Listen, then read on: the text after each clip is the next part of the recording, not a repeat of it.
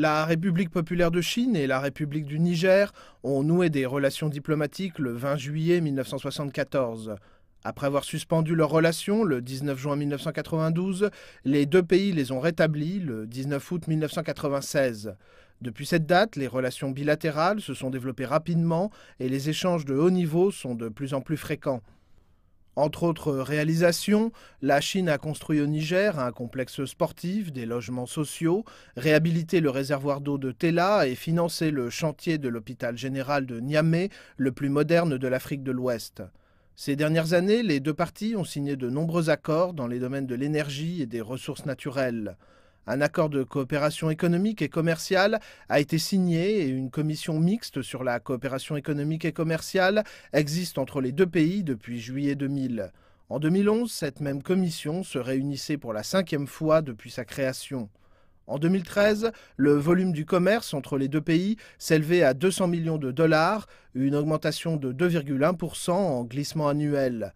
La Chine fournit pour l'essentiel au Niger des produits électromécaniques et agricoles, ainsi que des produits high-tech. Plusieurs accords de coopération culturelle et éducative ont été signés entre les deux gouvernements. Depuis 1978, la Chine accorde aux étudiants nigériens des bourses d'études. Fin 2013, la Chine avait déjà remis 366 bourses. En 1976, la Chine envoyait sa première équipe médicale au Niger. Aujourd'hui, la 16e équipe médicale est constituée de 37 personnes qui travaillent respectivement dans les hôpitaux de Niamey, Maradi et Zinder.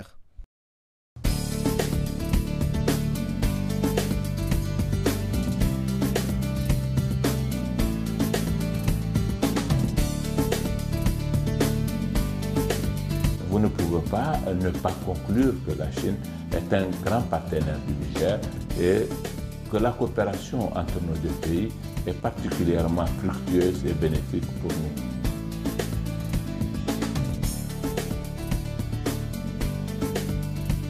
Merci beaucoup. Je vous en prie, madame. Merci beaucoup.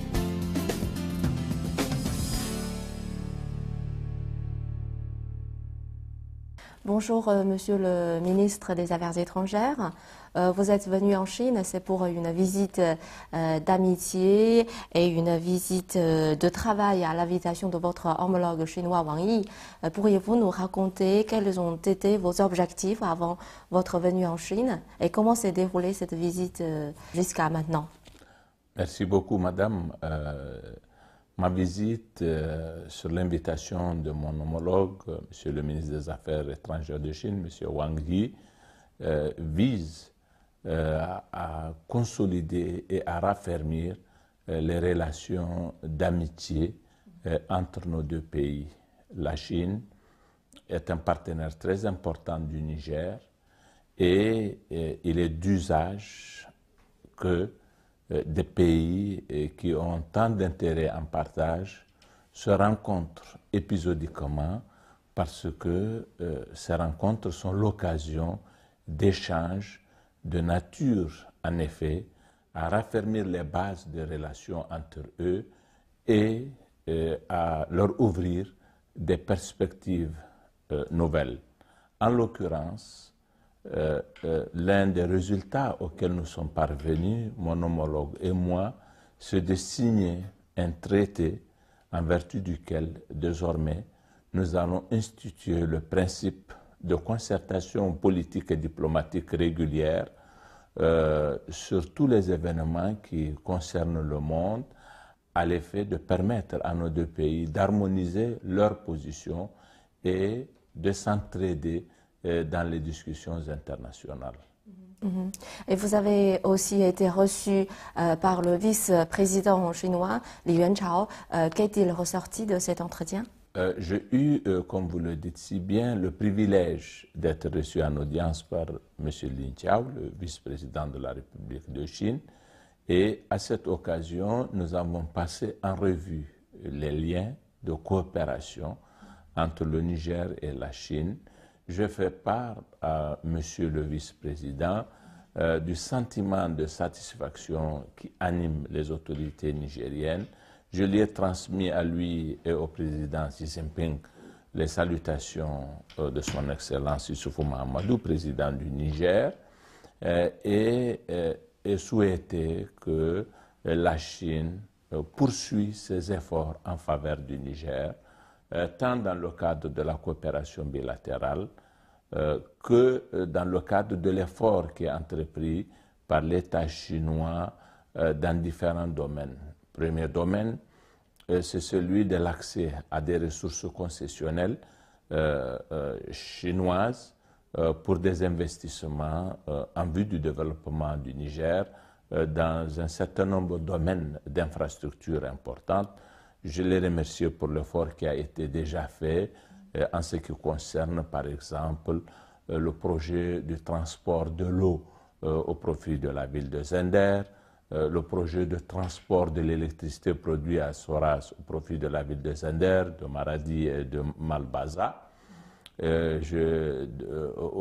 Pour l'effort qui a été fait également en ce qui concerne la construction de la backbone de la fibre optique qui va desservir de Niamey jusqu'à Zender, tout cet espace du territoire nigérien. Je les remercie pour le prêt de 1 milliard de dollars consenti là également au profit du Niger, en plus évidemment de ce qui est entrepris dans le cadre de la coopération d'État à État qui consiste dans tous les projets financés par l'aide non remboursable chinoise.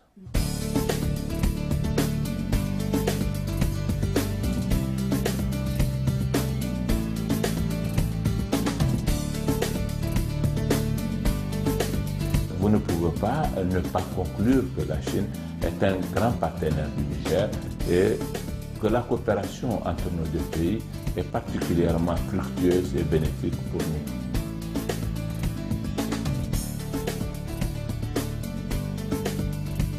Merci beaucoup. Je vous en prie, madame.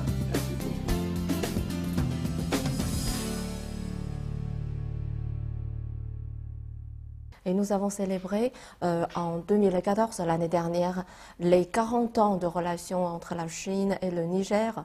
Donc, quel bilan tirez-vous de la coopération sino-nigérienne? Nous en tirons un bilan extrêmement positif et ce n'est pas que des propos de diplomates, en l'occurrence, parce que tout simplement, la Chine nous a aidés dans beaucoup de domaines où nous avons eu besoin de son assistance.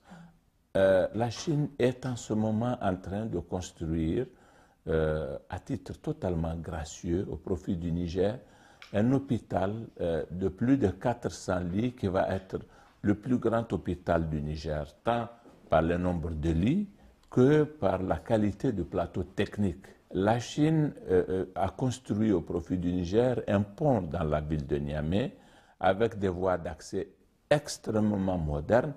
Cet ouvrage est un véritable joyau et elle se propose très bientôt de construire un autre pont identique de l'autre côté, toujours à Niamey, sur le fleuve Niger. C'est quelque chose qui va encore faciliter la circulation dans la ville de Niamey et qui va concourir à l'expansion de cette ville. J'ai sollicité les autorités chinoises pour d'autres engagements, notamment la construction d'une salle de conférence, d'un standing international à Niamey, qui va nous permettre notamment de faciliter la tenue à Niamey que nous projetons pour l'année 2019 de la conférence au sommet de l'Union africaine au Niger. Je sollicitais également la construction d'un aéroport moderne dans la ville de Zender, qui est la deuxième ville de notre pays.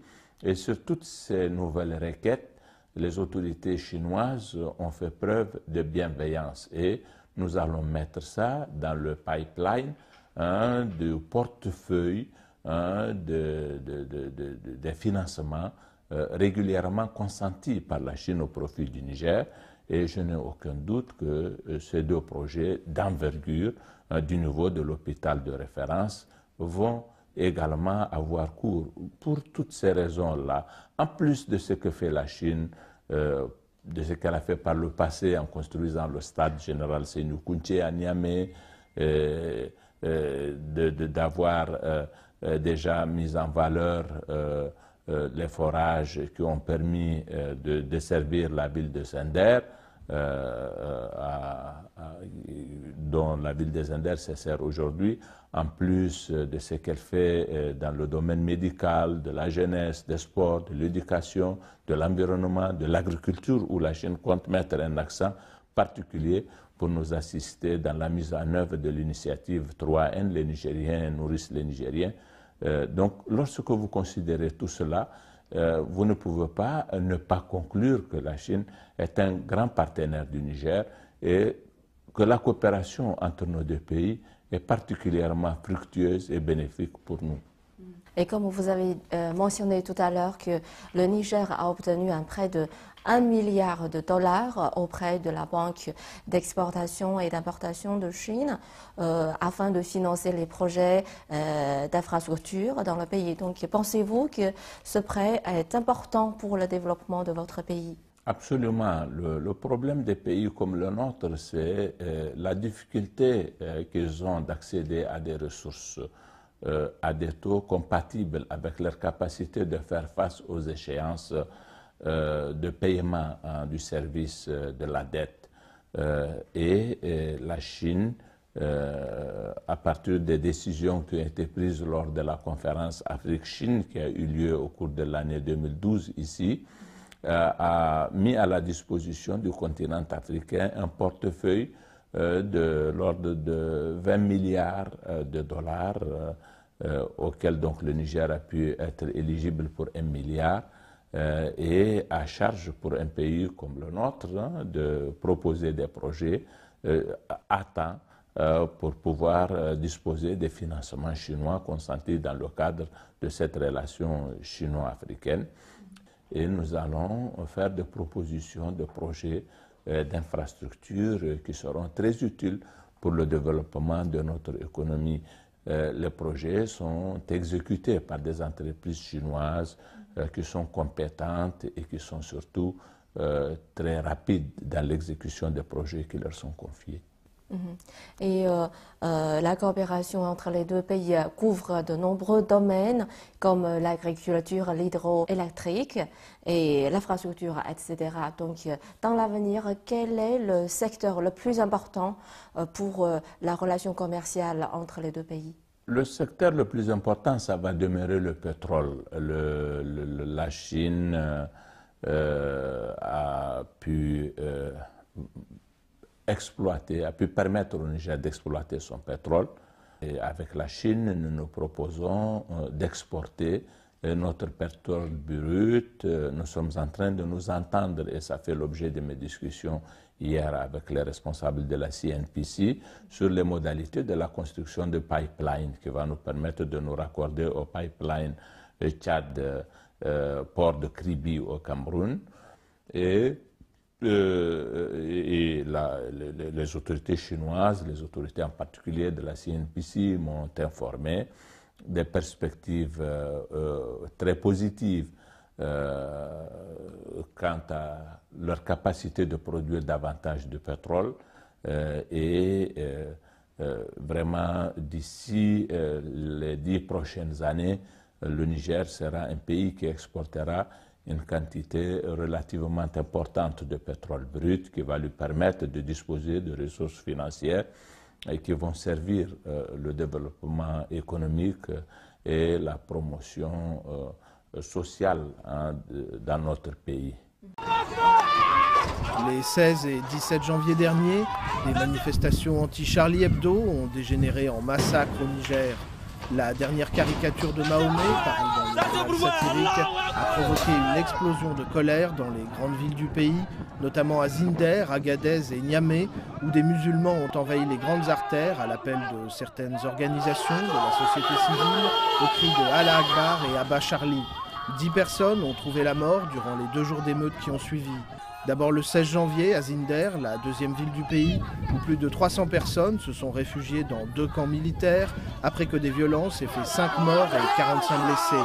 Le lendemain, à Niamey, au moins 10 églises, ainsi que des bars, des hôtels et de nombreux commerces appartenant à des chrétiens ont été détruits et 5 personnes ont été tuées avant que le calme ne soit enfin rétabli. Et ces dernières semaines, plusieurs personnes sont mortes au Niger dans les violentes manifestations contre les caricatures de Mahomet publiées dans le journal satirique français Charlie Hebdo. La situation est-elle difficile à gérer? Non, elle n'est pas du tout difficile à gérer parce que c'est une situation totalement artificielle. Le Niger est un pays où l'islam est dominant à presque 100%. La communauté chrétienne représente, de mon point de vue, au mieux 1% de la population.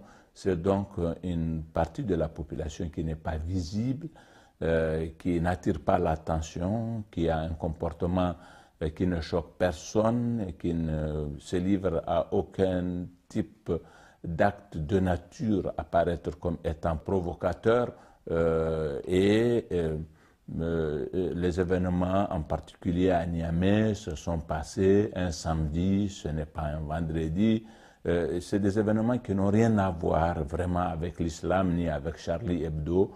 Depuis le voyage du président à Paris pour prendre part à la manifestation organisée par les autorités françaises le 11 janvier dernier pour lutter contre le terrorisme et soutenir la République française, l'opposition du Niger a voulu instrumentaliser l'islam, pensant avoir trouvé un bon filon qui peut être de nature à déboucher sur une situation d'effervescence et éventuellement d'insurrection. Depuis lors, donc, il y a eu une grande campagne de la part des partis politiques de l'opposition sur le thème de la participation du président de la République à cette manifestation et du propos qu'il a tenu pour répéter le slogan de cette manifestation « Je suis Charlie ». Et ils se sont mis à dire que Issoufou a dit qu'il est Charlie, qu'il est donc contre l'islam, contre le prophète Mohammed. Pour le malheur du Niger, le journal Charlie Hebdo, qui est un journal totalement irresponsable de ce point de vue, a sorti une caricature tout à fait provocante le mercredi 14 janvier et qui a été encore un peu du carburant dont s'est servi l'opposition du Niger pour continuer sa campagne méprisable sur ce thème. Il y a eu quelques échauffourées de rien du tout à Zender, alimentées par une campagne de l'opposition et un activisme de certains militants de l'opposition. Le samedi, il ne se passait rien, il n'y avait aucune activité à caractère religieux. Des militants de l'opposition ont planifié de brûler les églises et de s'en prendre aux intérêts des personnes sur le thème du christianisme dans le prolongement de la campagne qu'ils avaient menée depuis le voyage du président de la République. Et il y a eu tous ces dégâts dont vous avez parlé. Les personnes qui ont été tuées sont surtout des manifestants, beaucoup plus que des chrétiens. Il y a eu, je crois, me semble-t-il, au total 2 chrétiens, un à Zender et puis un à Niamey. Tous les autres sont des musulmans, des enfants qui ont été mis dans la rue. Il y a eu un gendarme, malheureusement, également, des enfants qui ont été mis dans la rue par l'opposition. Nous avons procédé à l'arrestation des manifestants. Nous avons plus de 100 personnes qui sont en prison et dont l'opposition ne s'occupe pas.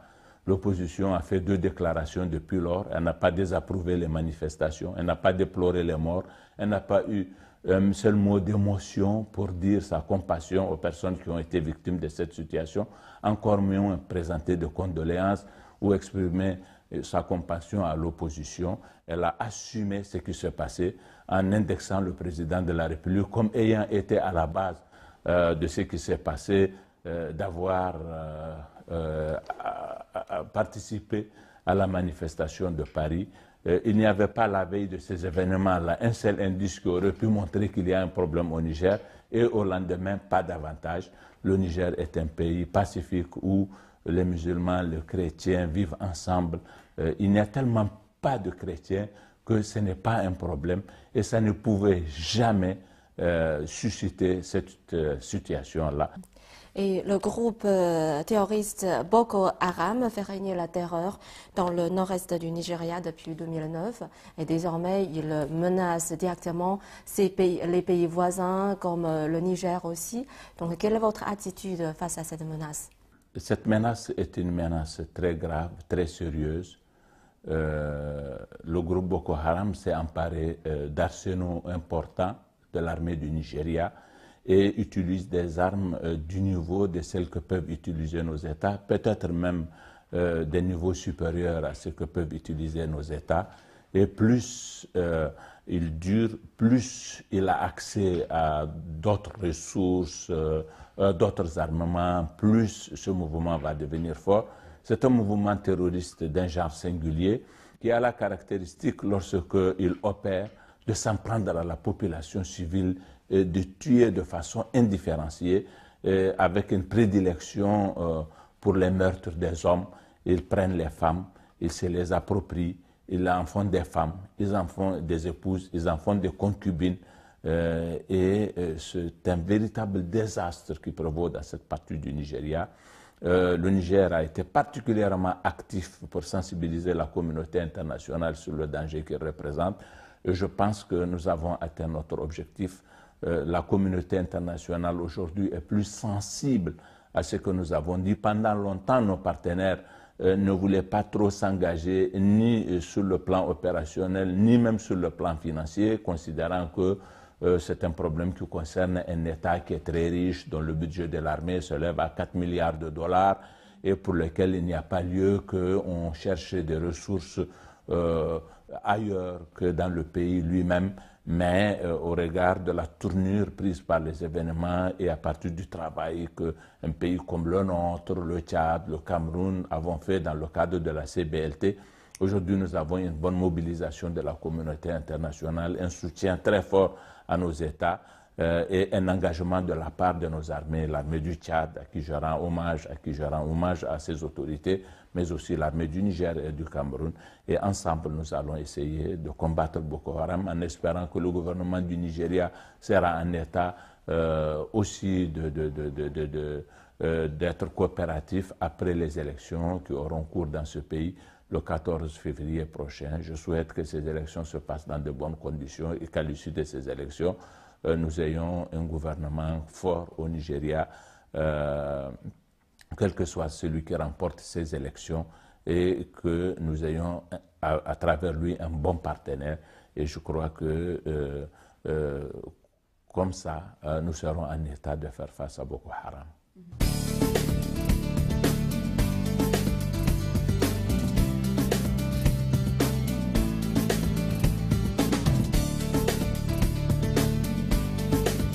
Vous ne pouvez pas ne pas conclure que la Chine est un grand partenaire du Niger et que la coopération entre nos deux pays est particulièrement fructueuse et bénéfique pour nous.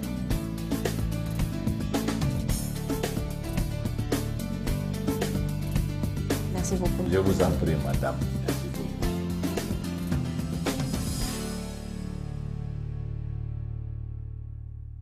Si le Niger n'a pas enregistré de cas d'Ebola depuis le développement de cette maladie, c'est grâce notamment à une vaste campagne de sensibilisation du gouvernement du Niger et de la part de Chine. Le gouvernement chinois est très concerné par la lutte contre cette maladie et a récemment inauguré, en collaboration avec la France, un projet de recherche sur les maladies les plus hautes infectieuses. Que pensez-vous de ce genre d'initiative? Bon, je pense que c'est une bonne initiative. Si Ebola n'a pas pu éclater au Niger, simplement, c'est parce que le virus n'est pas venu au Niger, heureusement pour nous. Mais c'est une maladie qui est en passe d'être maîtrisée en Afrique de l'Ouest. Et c'est une maladie qu'on connaît désormais. Elle a beaucoup plus fait de mal parce qu'on ne la connaissait pas que parce que en soi, son virus est particulièrement virulent, dans la mesure où il ne se transmet que par un contact physique. La recette qui a été trouvée et qui a empêché la profusion, ça avait été que le système sanitaire dresse un mur entre le patient affecté et les parents et la famille des victimes. C'est ça la recette.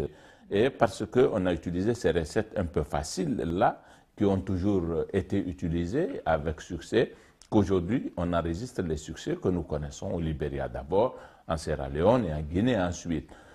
Mais évidemment, je suis convaincu, tous les scientifiques en conviennent, si on met des ressources financières importantes pour encourager la recherche, pour bien connaître le virus et lutter contre lui au moyen d'un vaccin, c'est la solution la plus facile et la solution définitive. Que la Chine, en coopération avec d'autres pays, éventuellement s'engage dans cette perspective est une bonne chose. Nous en appelons aux pays qui en ont les ressources de favoriser les recherches à même de permettre de mettre au point un vaccin qui permette tout simplement d'en finir avec ce genre de virus. Et au Niger, les entreprises chinoises participent activement à la construction d'infrastructures et à l'urbanisation du pays. Comment jugez-vous leur travail? Je vous ai dit tout à l'heure que ce qui caractérise le travail des entreprises chinoises, c'est la qualité du travail qu'elles réalisent de façon incontestable, mais aussi la célérité avec laquelle elles le font. Elles participent en effet à l'effort de l'amélioration du cadre urbanistique au Niger, notamment dans la ville de Niamey, ce à l'initiative du président de la République qui a voulu mettre en œuvre son idée de Niamey-Niala. Et aujourd'hui, les entreprises chinoises ont à leur actif les ouvrages les plus visibles dans la ville de Niamey, le deuxième pont déjà, avant que le président Issoufou ne soit au pouvoir, un échangeur, puis un autre échangeur, plus un autre pont d'ici quelques années, et ainsi de suite. Nous sommes vraiment satisfaits par la qualité tout à fait remarquable du travail des entreprises chinoises dans ce domaine des infrastructures urbaines. Et le partenariat entre la Chine et le Niger ne se limite pas à l'économie. Donc, quelle importance accordez-vous aux échanges culturels entre les deux pays?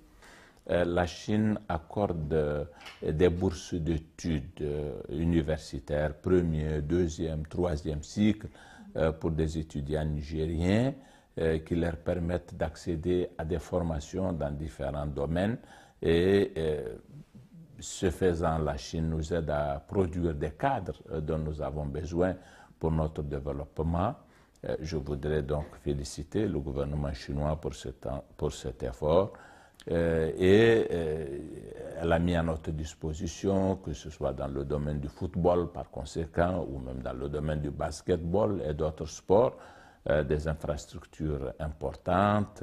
Elle a construit à notre profit le palais de sport, qui a une vocation multivalente, et dans le domaine de la culture, nous avons des échanges importants. Il y a également une politique de formation des cadres dans ce secteur tout à fait remarquable et positive. Merci, Monsieur le ministre, de nous avoir accordé cet entretien. Merci beaucoup. Je vous en prie, madame.